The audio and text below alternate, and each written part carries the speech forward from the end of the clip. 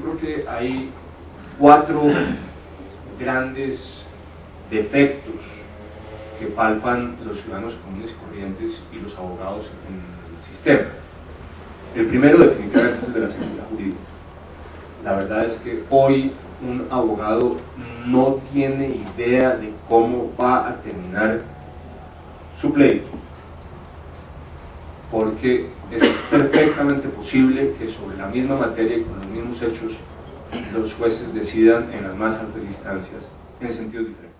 Hay que buscar mecanismos para hacer obligatoria la jurisprudencia. Creo que eso es inevitable en un Estado de Derecho serio. Eso no significa que no seamos capaces de diseñar mecanismos alternativos para modificar la jurisprudencia. Yo creo que eso es posible, y yo creo que es deseable. Finalmente es posible que las circunstancias históricas cambien y que por tanto la evaluación de los mismos hechos a posteriori, cambiadas las circunstancias, pueda cambiar también. Yo creo que es inevitable. Uno tendría que buscar un mecanismo para no ponerle a través de la jurisprudencia obligatoria una taranquera a la evolución del derecho, ciertamente. Pero eso tiene que ser, por ejemplo, a través de unas mayorías especializadas en el cambio jurisprudencial, y ciertamente no a través del ejercicio hoy en el cual un juez civil del circuito simplemente toma una decisión sobre hechos ya decididos en la sala laboral de la Corte Suprema de Justicia, en un sentido contrario, porque su evaluación es completamente distinta. Eso yo creo que es simplemente inexplicable e inaceptable. El segundo gran punto, después de la seguridad jurídica, es el de la morosidad. Los procesos duran hoy 8, 10, 12 años y no se resuelve. Y justicia que no es pronta no es justicia. Y eso nos lleva a un elemento que es real. Si ustedes combinan la seguridad jurídica con el tema de la morosidad, encontrarán que el derecho como un mecanismo para la prevención de conflictos no funciona. No funciona.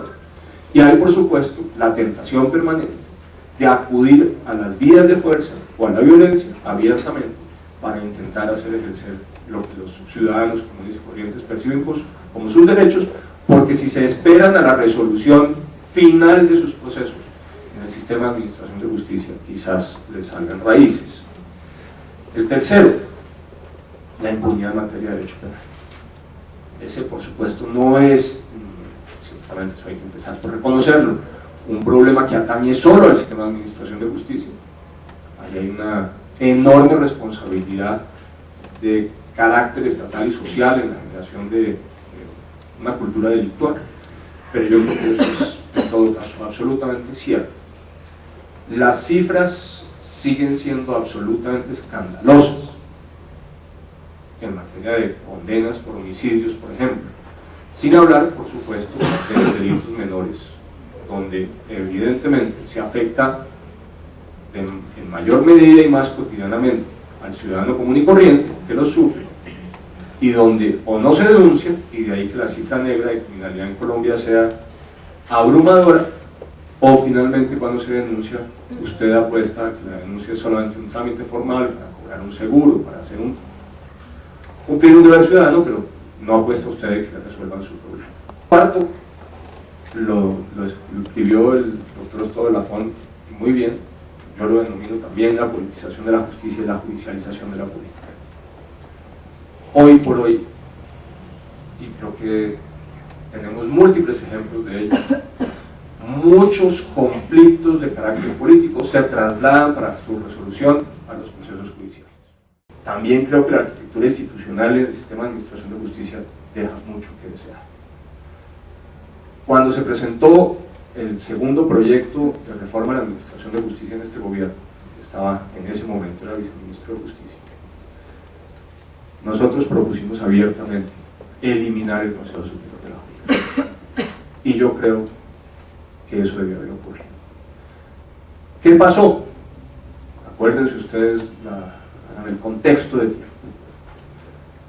Estaba la discusión sobre la tutela, la Corte Suprema de Justicia jugaba del lado del gobierno, y la Corte Constitucional decidió encontrar un aliado en lo que creía que era un abordaje dirigido a limitar sus competencias por vía de sostener, como sosteníamos nosotros en esa reforma, que las tutelas debían ser resueltas en lo que hacía su jurisdicción por las salas plenas de los altos tribunales, Consejo de Estado y Corte Suprema de Justicia.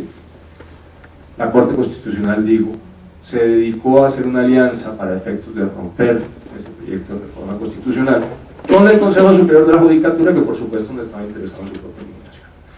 Y si ustedes suman a ello el interés que tenían varios parlamentarios, corrijo, muchos parlamentarios, en mantener sus cuotas de poder en el Consejo de la Judicatura, pues entenderán por qué finalmente ese proyecto de reforma no salió.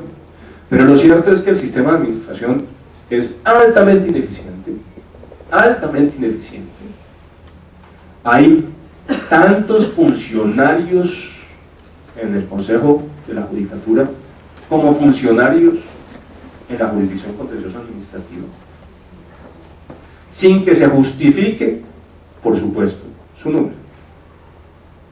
Yo sí creo que hay que abrirle participación al Ministerio de Hacienda, al Ministerio de Justicia, en el gobierno de la administración de justicia, por efectos de coordinación. Pero también estoy convencido que para ello sobra en absoluto el Consejo Superior de la Judicatura, y debe estar eso en manos de los presidentes de las Cortes, con una participación con voz y sin voto, para que no haya duda de la independencia y autonomía de la rama, de parte de los ministros de Hacienda, a quien se puede presionar mucho mejor desde ahí, y del ministro de Justicia. Lo que creo es que este modelo mixto no funciona, y que la Fiscalía deja muchísimo que desear. Muchísimo que desear. Tercer elemento en materia de arquitectura institucional, lo que tiene que ver con el Ministerio de Interior y Justicia. Yo creo francamente que el Ministerio terminó haciéndose a la medida de Fernando Londoño, porque no hay que decirse mentiras, como ocurrió en el Ministerio de Protección Social con Juan Luis Londoño.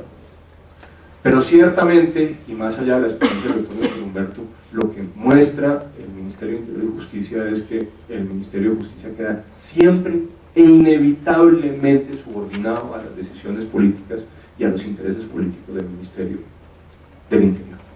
Yo creo que eso es una realidad que no podemos negar. Y eso supone que el sistema judicial se quedó sin interlocutor válido del gobierno. Y eso supone que las relaciones entre el sistema judicial y el Ejecutivo necesariamente se politizaron, porque el interlocutor es el Ministerio del Interior.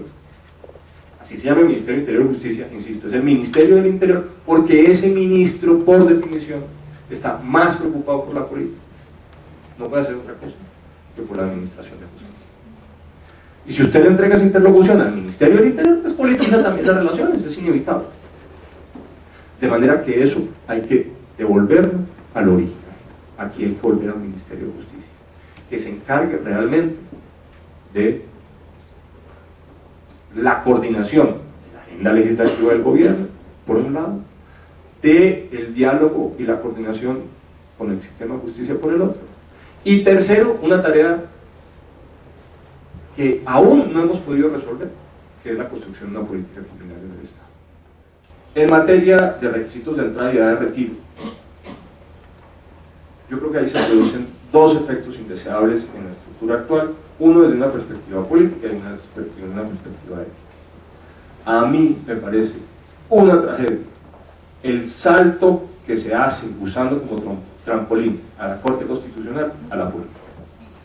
Carlos Gaviria, Alejandro Martínez Caballero, José Gregorio Hernández,